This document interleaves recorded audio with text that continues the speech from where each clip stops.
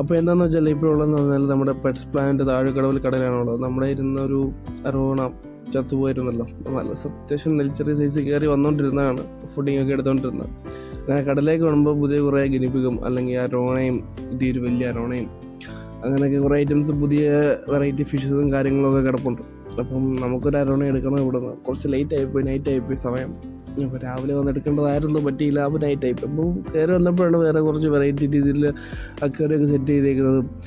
നമ്മുടെ ക്യാറ്റ് ഫിഷും കാര്യങ്ങളൊക്കെ, കുറച്ചും കാര്യങ്ങളും, വേറെ കുറേ വെറൈറ്റി ടൈപ്സ് ഓഫ് മീനും കാര്യങ്ങളൊക്കെ കിടപ്പുണ്ട്. എന്തായാലും അടിപൊളിയാണ്. എന്തായാലും നമുക്ക് അരോണ എടുക്കണം. നമ്മൾ അരോണ അതിനകത്ത് മാറി കിടപ്പുണ്ട്. അവനെ പൊക്കിക്കൊണ്ട് നമുക്ക് രാത്രി പോകണം. അപ്പോൾ ഇച്ചിരി ലേറ്റ് ആയിപ്പോയി വന്നത്. ഇതാണ് നമ്മൾ എടുക്കാൻ പോകുന്ന അരോണ. അത്യാവശ്യം മറ്റേതിന് അത്ര കൺസൈസ് അല്ല, എങ്കിൽ പോലും അത്യാവശ്യം ഓക്കെയാണ്. നമുക്കൊരു അരോണ വേണം എന്നുണ്ടായിരുന്നു. പക്ഷേ മറ്റേത് ഡെഡായി ചത്തുപോയത് കൊണ്ട് വേറൊരു മീൻ ഇടാൻ ഒരു മനസ്സ് തോന്നില്ല. അപ്പോൾ അരോണയെ തന്നെ മേടിച്ചിടാമെന്ന് വിചാരിച്ചു. അപ്പോൾ അരോണയെ പൊക്കിയിട്ട് വീട്ടിൽ കൊണ്ടിട്ടെന്ന് കാണിക്കും.